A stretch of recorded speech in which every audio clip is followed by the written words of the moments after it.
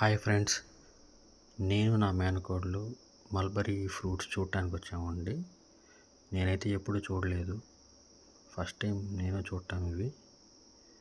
ఈ black colour ఉన్నాయి చూసారా? బ్లాక్ ఉన్నాయంటే దాని మీనింగ్ అవి పండినట్టంట, అంటే స్వీట్గా ఉంటాయి, లిటిల్ బిట్ పుల్లగా కూడా ఉంటాయి.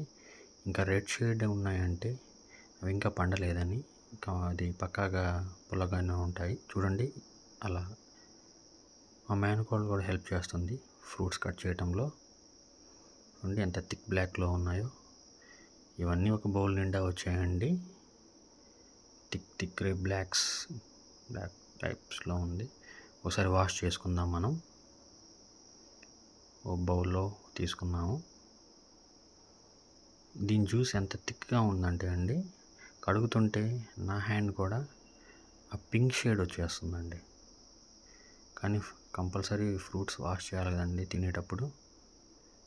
అలాగే ఇవి ఐస్ క్రీమ్లో తింటే బాగుంటాయని చెప్పి ఫస్ట్ రివ్యూ కింద మా మేనకోడలో మేనల్లుడికి ఇస్తున్నాను. చూడాలి వాళ్ళు ఏం చెప్తారో.